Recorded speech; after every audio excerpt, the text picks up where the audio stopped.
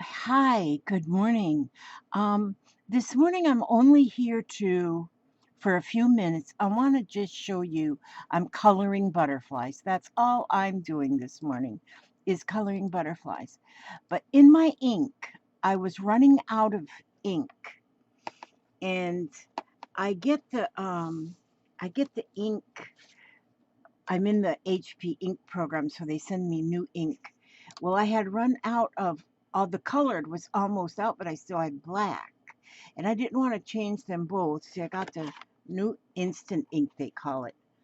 Instant ink never runs out. So I have my new ink to put in, but I still had black ink. So I wanted to use up my black ink before I switched ink so I would make things go quicker. Now, from the Digital Collage Club, I had these butterfly images, but my colored ink, like I said, was gone. And so I just printed them out using just the black ink. And then, as you see with using just the black ink, you get a lot of shading, a lot of shading. And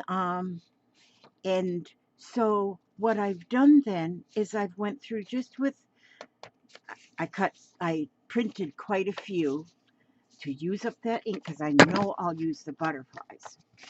And so, but I just wanted to show you how beautiful. I mean, here and I'm just using a variety of colored pencils. I've got I got a lot of colored pencils, and they're all different brands. This one is a Prismacolor, which is probably my fancy brand I have. My daughter bought those for me some years ago, and they are awesome. Sorry, I had to quick sharpen it. And let me tell you, I have bought some sharpeners that I spent some money on. This sharpener, got that at the Dollar Tree, but it was a package of like 12 of these sharpeners at the Dollar Tree for $1, and they work just fine. They work just fine. So I think, why have that big expensive sharpener when you can use your Dollar Tree sharpener? And so what I do is, and I just printed these out on regular copy paper. And so, but you can take that black and white image, and you can color your your images with your colored pencils, just so beautiful. And oh, good! I just heard the mail truck go by. That's good. That means that package was picked up. Sending it off to Cindy. And then look, I'll go down here with this yellow, this one is called the Fine Touch. I just got these pencils from the Fine. I didn't need pencils, but I got a pencil fetish, or not fetish. That's I forgot, I can't use that word no more. I love colored pencils, and they all just color so differently. But I just got these from Stacy's auction. She had them, and they weren't much. So I said, well, I think I need those in my life. And so I went ahead and I bid on them, and I won them, and they are now my pencils, and I really do like them. And so, but see, you can just take your colored pencils, and you can color the image. And because when you print them out already, they're all shaded already when you print them out. So I don't know if you all, I don't want to waste any of my ink, and then I don't want to change my. When I change my ink, I want to change it all at the same time. See there? So I just colored that one two-tone. And then I have like a blending stump here, and I got some. I just use a little bit of baby oil. It's just generic baby oil. And just put a little drop of baby oil on my stump, and then I will blend. And most any um, baby oil will work, and almost any pencil lead will blend. I'll be back. Okay. All right. Be careful out there. I love you too, sweetie. And so I just put in a, yeah, don't forget your mask. Yeah. And so, but see how the difference is once you blend it in? And so you can have your butterflies whatever color you want them to be. And so, or whatever you're coloring, you can take any black and white photo, in fact, make a copy of it and any kind of a black and white image. And if you make a copy of anything, then uh, like if you if you have a color image of something, but then you want to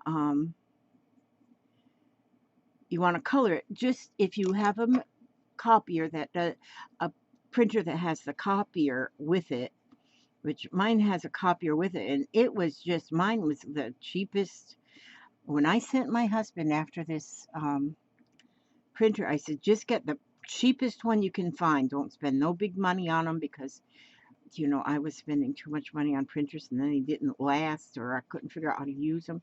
So you just get the cheapest one because it'll be the easiest to use. And so it was like $49 or something. I don't know if it was even that much. And so, but see there how that is now. And look, that one I painted that one with orange and blue, this one with yellow and blue. So I can make them any color. And then this one, I put, here it was printed with just the black image. And here I went with blue. And see how it gives it even almost like a vintage look.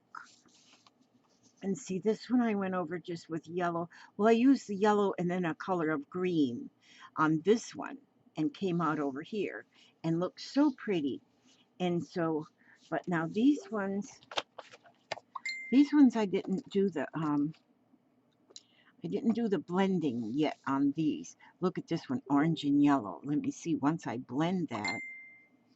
Now, some color pencils will blend better than others, and I'm not sure the reason why, but I know my Prismacolors, they really blend beautifully when you use a blending stump.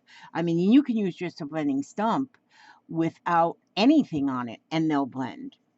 And so now some people use what do they call Gamsol, which is a um, odorless paint thinner or something. But even though it's odorless, there is still fumes. You just can't smell them. So I don't use such as that.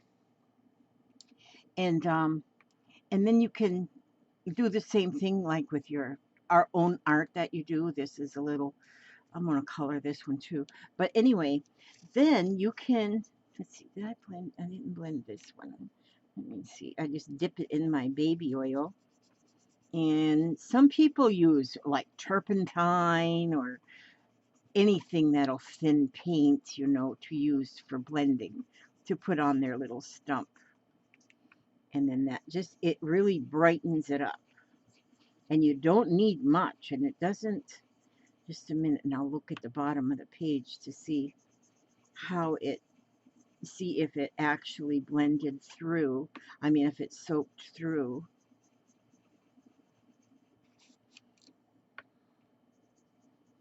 And they have blending stumps, and then they have what they call tortillions, or that might not be pronounced right, but it is all paper made of wrapped paper, and it's just used just for blending, as far as I know. It might be used for other things too, but it works good for blending your colors. And when you do that blending, then it doesn't, you lose the strokes from your different strokes for different folks. Then you lose the strokes from your pencil lines. Okay, then what I do because I only put them on. I don't use up my cardstock because um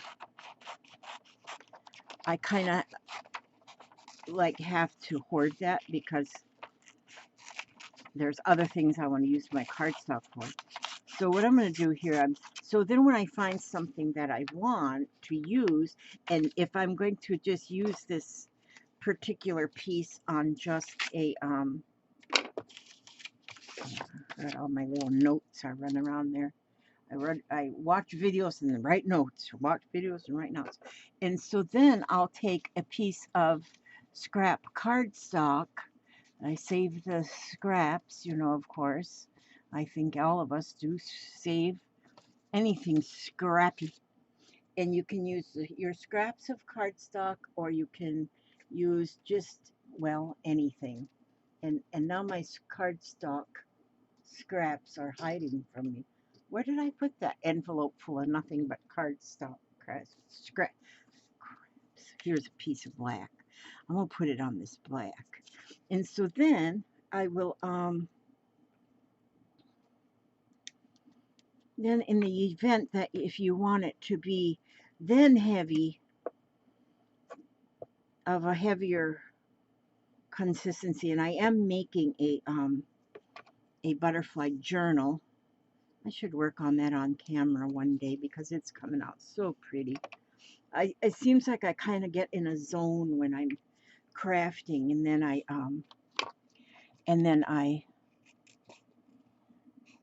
you know well, even like right now, here I am cutting, fussy cutting, and it kind of almost puts you in that little zone where it's kind of hard to talk at the same time.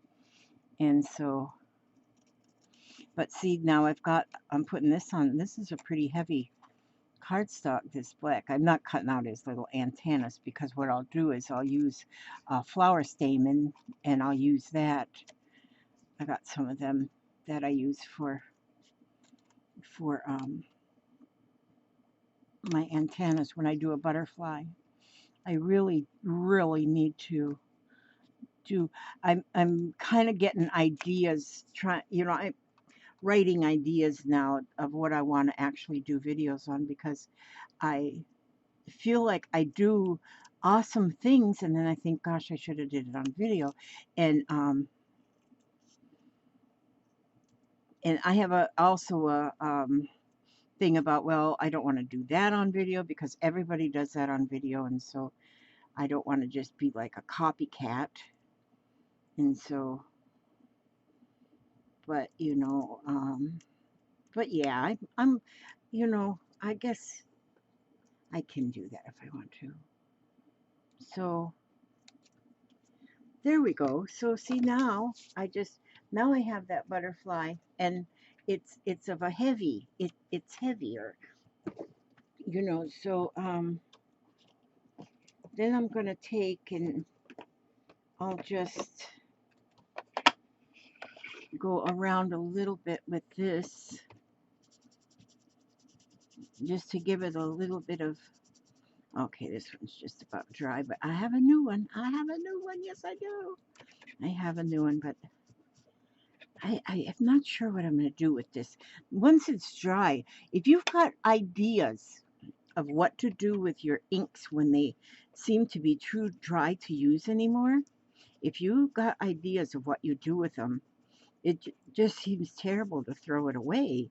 And so I think some make some sprays out of them and whatnot. And so I want to do that. Maybe if I could make soak it in something. I don't know if I would put it in alcohol or whatever just to soak out the rest. Water, I don't know. But if you all have ideas of what to do with your ink pads when they are dried up, I guess you can buy reinkers. I don't know. But I don't want to just throw it away. I want to be able to use it somehow. And so help me with that. Help me with that. This is what we're here for, is to learn from each other. And then then I'll go on the back with just a piece of this double-sided tape. And I just go down the center. Just go down his little body.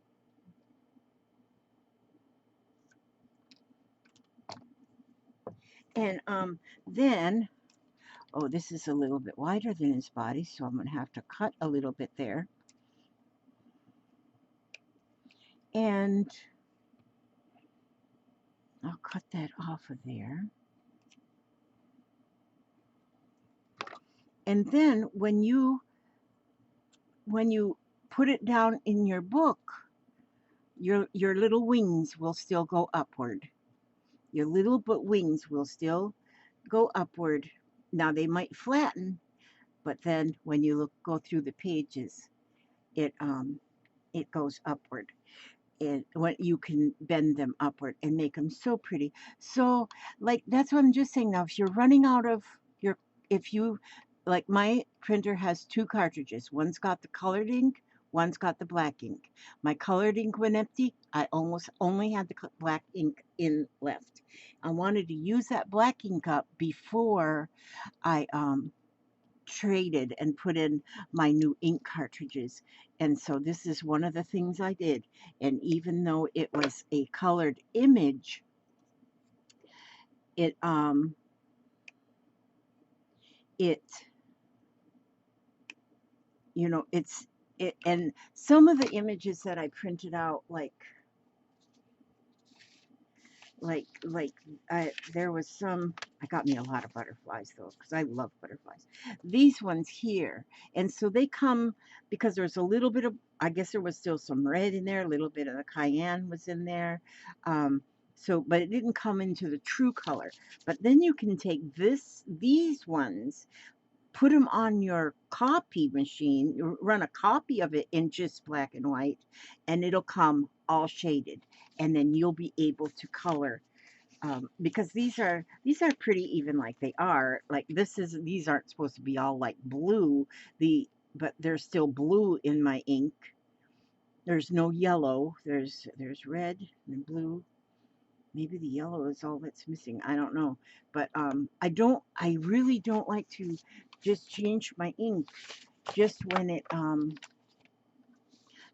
it really doesn't need changing yet. Use up that ink and then color your own. And that's all I wanted to tell you on this little video. I still have another video to do later, sometime today, on my today's Zentangle, because I'm trying to do that every day, and I love the Zentangles that we're learning on that. Thank you all for following me along on the Zentangle videos. And then there's a new challenge up for this week on the Scrap and Liz Unicorn and on Mary KK's Artful Journey page. There's a new today is Monday, so the Monday Mindless Monkeys, that's not what they're called. But yeah, they put up a challenge, but now the challenges are not daily, they're weekly. And we have found that a lot of the members of the group, of these two groups, would much rather they be a weekly challenge than a daily challenge, because they can't get to all those challenges through the week. 7 challenges in one week is a lot. And so yeah, the group has changed it to once a week, and that gives us a whole week to do the challenge and post them up on the page to show, to inspire others.